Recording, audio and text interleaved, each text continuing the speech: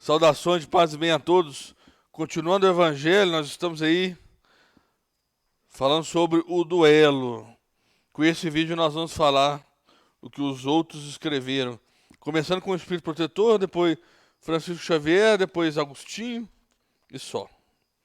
Vamos ver então. Um Espírito Protetor, Bordeaux, 1861. O duelo. Como que outrora se chamava Juízo de Deus.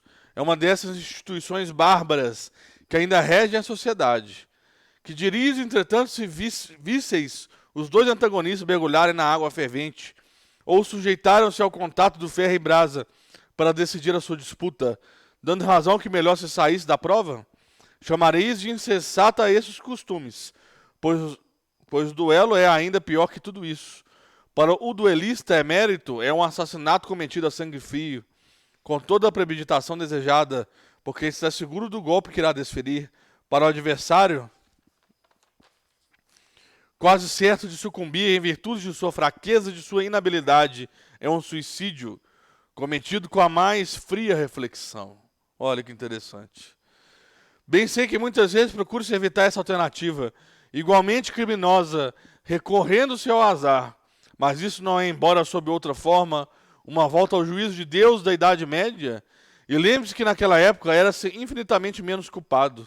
O próprio nome do juízo de Deus revela uma fé ingênua, é verdade, mas sempre uma fé na justiça de Deus, que não poderia deixar sucumbir o inocente, enquanto no duelo tudo se entrega à força bruta, de tal maneira que é frequentemente sucumbir o ofendido. Ó estúpido amor próprio, tola vaidade e louco orgulho. Olha só, hein? Aqui há uma síntese de tudo que nós já havíamos falado em outros vídeos. Ó estúpido amor próprio, tola vaidade e louco orgulho. Quando sereis substituídos pela caridade cristã, pelo amor do próximo e humildade de que o Cristo nos deu exemplo e ensino, somente então desaparecerão esses preconceitos monstruosos que ainda dominam os homens e que as leis são impotentes para reprimir. Porque não é suficiente proibir o mal e prescrever o bem, é necessário que o princípio do bem e o horror do mal estejam no coração do homem. Isso aí foi então um espírito protetor. Agora nós vamos ler Francisco Xavier, Bordeaux, 1861. Que pensarão de mim, dizeis frequentemente, se me recusar a reparação que me pedem, ou se não a pedir àquele que me ofendeu? Os loucos como vós, os homens atrasados, vos censurarão, mas os esclarecidos pela flama do progresso intelectual e moral dirão que agem segundo a verdadeira sabedoria. Reflete um pouco por uma palavra, dita muitas vezes sem intenção, ou inteiramente inofensiva, por um de vossos irmãos, vosso orgulho se fere. Respondei de maneira áspera e a provocação está feita. Antes de chegar ao momento decisivo, perguntai se estáis agindo como cristão.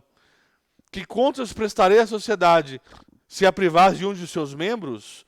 Pensai no remorso de haver roubado a minha mulher, o seu marido, a mãe, o seu filho, os filhos, o pai, e com ele o seu sustento. Olha só. Antes de fazer uma ação estúpida, pense nas consequências. Nós temos que fazer isso a todo momento. Que consequência trará a minha ação? Não é só nisso aqui, não, de duelar, de agredir, etc. Não, é em tudo. Em que vai causar de consequência para mim o que eu estou fazendo hoje? Nós temos que olhar isso sempre, em todas as atitudes. Certamente aquele que ofendeu deve uma reparação, mas não é muito mais honroso dá-la espontaneamente, reconhecendo os seus erros, do que expor a vida daquele que tem direito a queixar-se? Quanto ao ofendido, convém o que pode, às vezes, sentir-se gravemente atingido, seja na sua própria pessoa, seja em relação aos que lhe são caros. Não é somente um amor próprio que está em causa. O coração foi magoado e ele sofre. Mas além de ser estúpido, jogar a vida contra uma miserável capaz de infâmias, mesmo que a mate a este, por acaso a afronta não subsiste, seja qual for? O sangue derramado não provocará maior alarde sobre um fato que, se falso, deve desaparecer por si mesmo, e se verdadeiro, deve ocultar-se no silêncio? Só restaria, pois, a satisfação da vingança praticada, triste satisfação que, frequentemente, já nesta vida, deixa causticantes remorsos, e que, se for o ofendido que sucumbe, onde está a reparação? Quando a caridade for a regra de conduta dos homens, Eles conformarão os seus atos e as suas palavras a esta máxima: não faça aos outros o que não queres que os outros te façam. Está aí a máxima da preceito espírita. Então sim, desaparecerão todas as causas de discórdias e com ela as causas dos duelos e das guerras, que são duelos entre povos. Hoje em dia, as guerras, eu acho que não vai ter mais, se Deus quiser, né? Porque nós estamos aí rumo à regeneração. Seria um atraso de vida ter uma grande guerra, né? Mas a grande guerra não quer dizer mais nada do que isso, né? Duelo entre povo. É aquela coisa, eu falo uma coisa aqui, eu te ofendo cá. A gente viu isso aí acontecer, né? Com duas potências mundiais. Quase que deu guerra, graças a Deus não deu. Mas são coisas simples e pequenas que inflamam, né? Nós vamos ler Agostinho, Bordeaux, 1861. O homem do mundo, o homem feliz que por uma palavra ofensiva, um motivo fútil, joga a vida que Deus lhe deu e joga a vida do seu semelhante, que só pertence a Deus. Este é 100 vezes mais culpado que o miserável que, levado pela cobiça e às vezes pela necessidade, introduz-se numa casa para roubar e matar o que tenta impedi-lo. Porque este é quase sempre um homem sem educação, com imperfeitas noções do bem e do mal, enquanto o duelista pertence geralmente à classe mais esclarecida. Quanto mais você tem conhecimento, mais você será cobrado, né? Um mata brutalmente e o outro com métodos de cortesia, o que faz a sociedade desculpá-lo. Acrescento mesmo que o duelista é infinitamente mais culpado que o infeliz, que cedendo a um sentimento de vingança, mata no momento de desespero. O duelista não tem por desculpa o arrastamento da paixão, porque entre o insulto e a reparação sempre há um tempo de refletir. Ele age, pois, fria e premeditadamente. Tudo é calculado e estudado para matar com segurança o seu adversário. É verdade que expõe também a sua vida, e é isso que justifica o duelo aos olhos do mundo, que o considera como um ato de coragem e desapego à vida. Mas haverá realmente coragem quando se está seguro de si mesmo?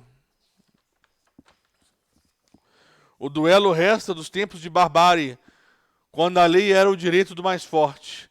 Desaparecerá com uma apreciação mais sã do verdadeiro problema de honra, à medida que o homem adquirir uma fé mais ardente na vida futura. Né? Hoje em dia, esse negócio de duelo já não é mais igual era antes, né? Mas ainda assim a gente encontra por aí. Né? Um dia desses, num restaurante, eu vi uma briga ocorrer por besteira.